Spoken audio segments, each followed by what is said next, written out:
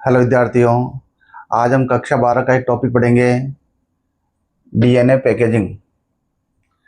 DNA packaging का अर्थ होता है कि कोशिका के केंद्रक में डीएनए पाया जाता है और डीएनए काफ़ी लंबा होता है और वो लंबा डीएनए छोटे से केंद्रक में किस प्रकार से पैकेज रहता है वो अपन यहाँ पर पढ़ेंगे।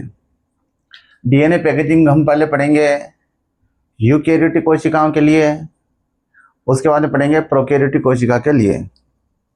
तो सबसे पहले अपन पढ़ेंगे डीएनए पैकेजिंग यूकेरियोटिक कोशिका के लिए। यूकेरियोटिक कोशिका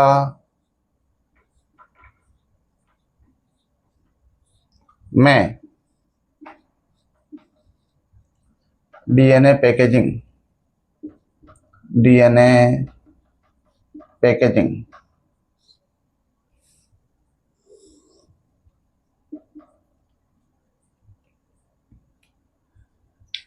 यूकेरियोटिक कोशिका में हम बात कर रहे हैं स्तनधारी कोशिका की।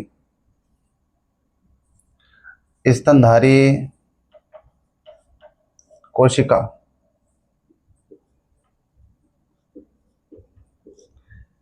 यह कोशिका एक प्रारूपिक यूकेरियोटिक कोशिका होती है। इसके केंद्र के चारों ओर केंद्रक झिल्ली पाई जाती है तथा केंद्रक होता है सुविकसित। इस प्रकार से हम बना सकते हैं, ये मान लेते हैं केंद्रक है तो केंद्र के चारों तरफ केंद्रक झिल्ली हो गई, सुविकसित केंद्रक होता है। इस केंद्रक का व्यास 10⁻⁻⁶ मीटर होता है और इस छोटे से केंद्रक में लगभग 2.2 मीटर लंबा डीएनए पाया जाता है। तो इतना लंबा डीएनए इस छोटे से केंद्रक में किस प्रकार से पैक रहता है इसे हम यहाँ पर पढ़ेंगे। तो हमें यहाँ पर याद रखना है कि डीएनए पर होता है ऋणावेश और इस ऋणावेशित डीएनए के साथ में धनावेशित क्षारीय प्रकृति की हिस्टोन प्रोटीन से जुड़ी होती है और वो हिस्टोन प्रोटीन इसको खूब बार मोड़ देती है, फोल्ड कर देती है, जिससे ये काफ़ी छोटा हो जाता है और छोटा होकर के ये फिर इस केंद्रक में पैक हो जाता है। तो यहाँ पर अपन लिख सकते हैं ऋणावेशित डीएनए धनावेशित क्षारीय histone proteins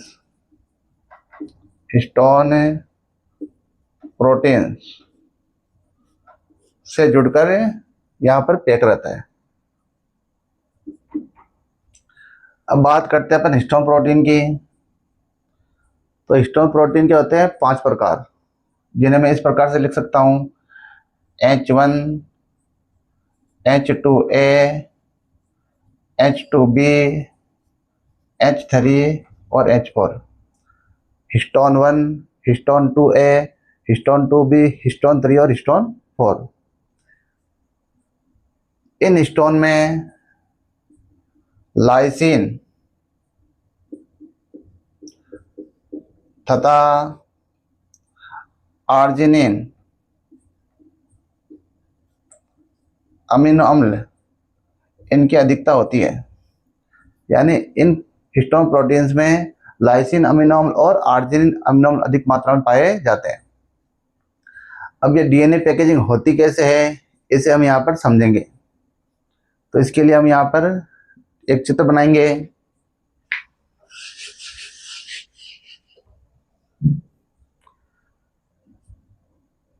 H2A, H2B, H3 और H4 ये जो स्टोन है, प्रत्येक के दो दो अणु, यानी H2A के भी 2 अणु, H2B के भी 2 अणु, H3 के भी 2 अणु और H4 के भी 2 अणु, तो टोटल हो गए 8 अणु।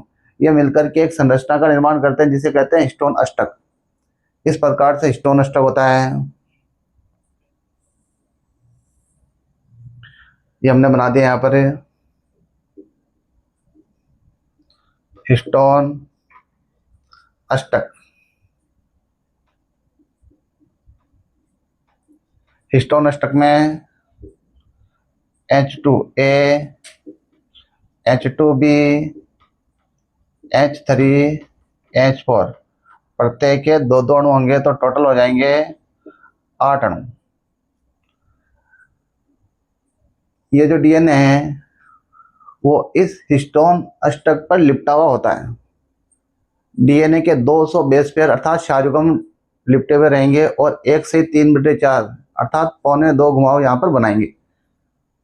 इस प्रकार से आप देख सकते हैं, ये रेड कलर से मैं डीएनए बना रहा हूँ।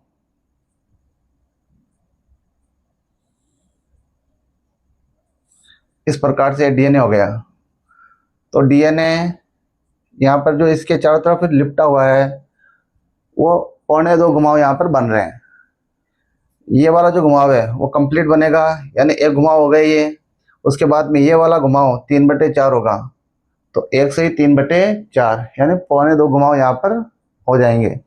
और इस डीएनए में जो लिपटा हुआ है उसमें बेस पेयर होंगे टोटल 200। तो यहाँ पर हम लिख सकते हैं डीएनए, और इस डीएनए में बेस पेयर की संख्या है 200 विद 1.25 घुमाव। इस प्रकार हमने यहाँ पर देखा एक संरचना का निर्माण हो गया जिसमें हिस्टोन अष्टक भी है और डीएनए के 200 बेस पेयर जो 1.25 घुमाव लिए हुए। इस संरचना को बोला जाता है न्यूक्लियोसोम। यहाँ पर मैं नाम लिख देता हूँ, न्यूक्लियोसोम। तो ये कंप्लीट संरचना हो जाएगी यहाँ पर न्यूक्लियोसोम। तो इस प्रकार से कई सारे न्यूक्लियोसोम पाए जाते हैं।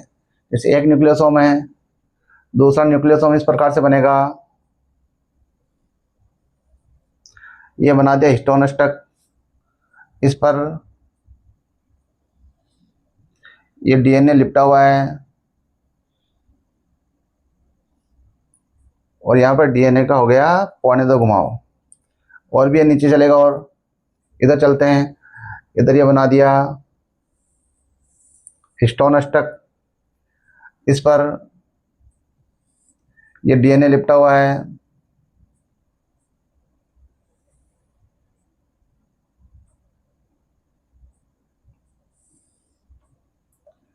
इस प्रकार से ये न्यूक्लियोसोम हो गए। इधर भी चलेंगे इधर भी चलेंगे, तो न्यूक्लियोसोम की एक लंबी श्रृंखला का निर्माण हो जाएगा। इस संरचना का नाम है यहाँ पर न्यूक्लियोसोम। दो न्यूक्लियोसोमों के बीच में ये जो डीएनए आ रहा है इसे कहा जाता है लिंकर डीएनए। मैं यहाँ पर इसका नाम लिख देता हूँ, लिंकर डीएनए। और इस लिंकर डीएनए में होते हैं टोटल 80 बेस पेयर, और इससे जुड़ी होती है H1 हिस्टोन प्रोटीन। तो हम यहाँ पर H1 हिस्टोन को जोड़ रहे हैं। ये हो गई H1 हिस्टोन। तो इस प्रकार ये हो गई H1 हिस्टोन। ये जो न्यूक्लियोसोमों की श्रृंखला दिख रही है इसे कहा जाता है क्रोमेटिन। क्रोमेटिन। और इस क्रोमेटिन को इलेक्ट्रॉन सूक्ष्मदर्शी से अगर देखा जाता है तो यह दिखाई देता है धागे के जैसा, यानी इस प्रकार से एक धागे के जैसा दिखाई देता है। और इस क्रोमेटिन पर छोटे छोटे बीड्स अर्थात मणिकाएं दिखाई देती हैं। ये हो गए बीड्स।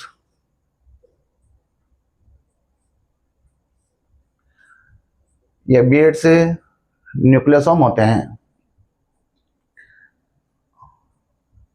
अब हम बात करते हैं क्रोमेटिन के प्रकार की। क्रोमेटिन काफी लंबा होता है। इसे अभिरंजित करने पर इसका कुछ भाग गहरा अभिरंजित हो जाता है और कुछ भाग हल्का अभिरंजित हो जाता है।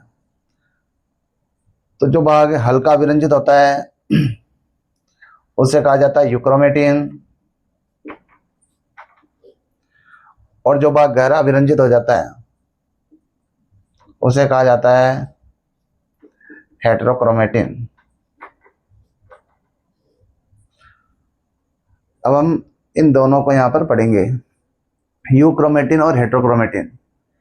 इन दोनों में क्या क्या डिफरेंस है, तो यहाँ पर याद रखना है, क्रोमेटिन का जो भाग गहरा अभिरंजित होता है वो तो होता है हेटेरोक्रोमेटिन, और जो हल्का अभिरंजित होता है वो कहलाता है यूक्रोमेटिन।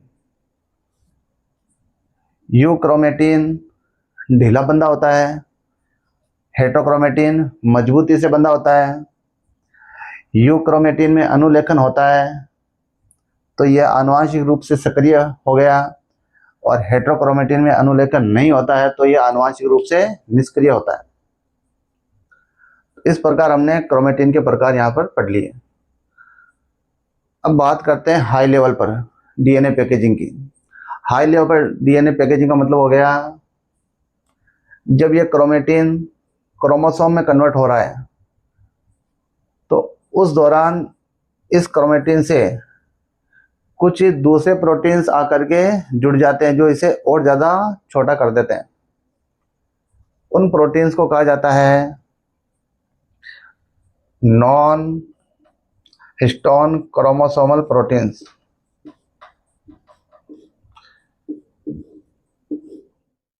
अब हम पढ़ेंगे प्रोकैरियोट्स में डीएनए पैकेजिंग। प्रोकैरियोटिक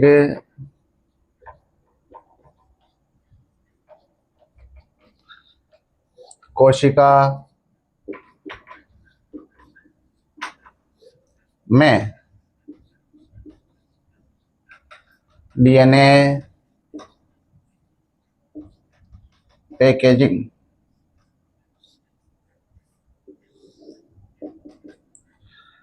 प्रोकैरियोटिक कोशिका जैसे कि ई कोलाई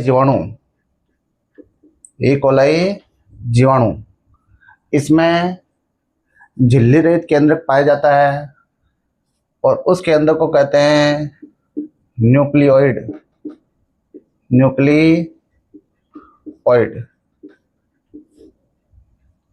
और यह होता है झिल्ली रहित, अर्थात इसके चारों ओर केंद्रक झिल्ली नहीं पाई जाती है। इस न्यूक्लियोइड में ऋणावेशित डीएनए धनावेशित नॉन हिस्टोन प्रोटीन से जुड़कर बड़े बड़े लूप बनाता है और इस प्रकार से यहाँ पर पैकेज रहता है। हम लिख सकते हैं न्यूक्लियोइड में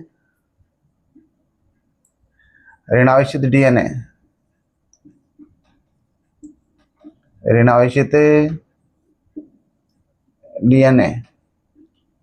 इसके साथ में जुड़ी होती है धनावेशित नॉन हिस्टोन प्रोटीन्स।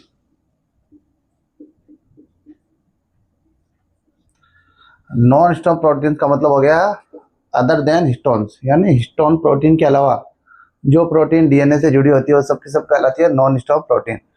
और जब ये डीएनए से जुड़ जाएगी तो डीएनए में बड़े बड़े लूप बन जाएंगे। मान लेते हैं ये ई कोलाई जीवाणु का वर्ताकार आकृति का डीएनए इस प्रकार से है और इस डीएनए से ये नॉन हिस्टोन प्रोटीन जुड़ के इसमें बड़े बड़े लूप बनाएगी, तो इस प्रकार से बनाएगी। ये मैं यहाँ पे नॉन हिस्टोन प्रोटीन्स बना रहा हूँ, ये हो गए नॉन हिस्टोन प्रोटीन्स। अब लूप इस प्रकार से बनेगा डीएनए का, ये तो इस नॉन हिस्टोन प्रोटीन ने यहाँ पे ये लूप बना दिया, इसे यहाँ पर ये लूप बन गया। इस प्रकार से ये बन जाएंगे लूप।